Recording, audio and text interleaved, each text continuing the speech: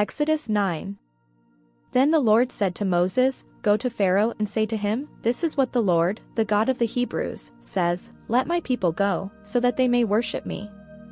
If you refuse to let them go and continue to hold them back, the hand of the Lord will bring a terrible plague on your livestock in the field, on your horses, donkeys and camels, and on your cattle, sheep and goats.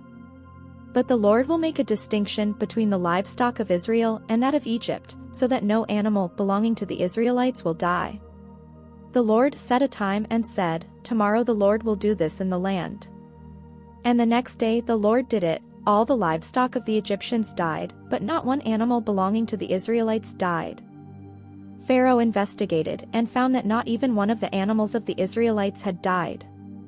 Yet his heart was unyielding and he would not let the people go. Then the Lord said to Moses and Aaron, "Take handfuls of soot from a furnace and have Moses toss it into the air in the presence of Pharaoh. It will become fine dust over the whole land of Egypt, and festering boils will break out on people and animals throughout the land." So they took soot from a furnace and stood before Pharaoh. Moses tossed it into the air, and festering boils broke out on people and animals. The magicians could not stand before Moses because of the boils that were on them and on all the Egyptians. But the Lord hardened Pharaoh's heart and he would not listen to Moses and Aaron, just as the Lord had said to Moses. Then the Lord said to Moses, "Get up early in the morning, confront Pharaoh and say to him, 'This is what the Lord, the God of the Hebrews, says, Let my people go, so that they may worship me, or this time I will send the full force of my plagues against you and against your officials and your people, so you may know that there is no one like me in all the earth. For by now I could have stretched out my hand and struck you and your people with a plague that would have wiped you off the earth. But I have raised you up for this very purpose, that I might show you my power and that my name might be proclaimed in all the earth. You still set yourself against my people and will not let them go. Therefore, at this time tomorrow I will send the worst hailstorm that has ever fallen on Egypt, from the day it was founded till now. Give an order now to bring your livestock and everything you have in the field to a place of shelter, because the hail will fall on every person and animal that has not been brought in and is still out in the field, and they will die."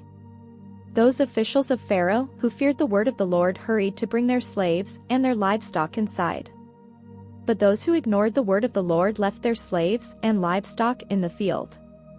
Then the Lord said to Moses, "Stretch out your hand toward the sky so that hail will fall all over Egypt, on people and animals and on everything growing in the fields of Egypt." When Moses stretched out his staff toward the sky, the Lord sent thunder and hail, and lightning flashed down to the ground.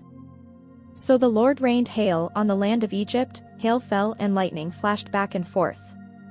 It was the worst storm in all the land of Egypt since it had become a nation.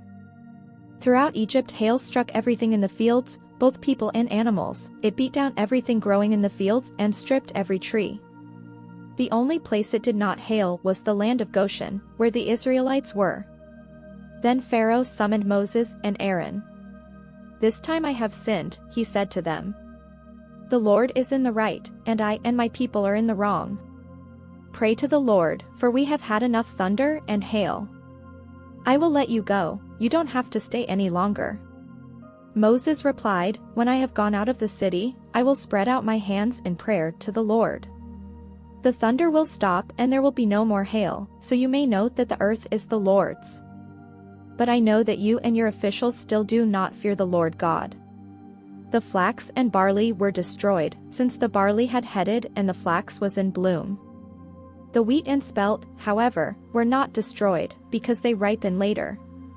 Then Moses left Pharaoh and went out of the city. He spread out his hands toward the Lord, the thunder and hail stopped, and the rain no longer poured down on the land. When Pharaoh saw that the rain and hail and thunder had stopped, he sinned again, he and his officials hardened their hearts. So Pharaoh's heart was hard and he would not let the Israelites go, just as the Lord had said through Moses.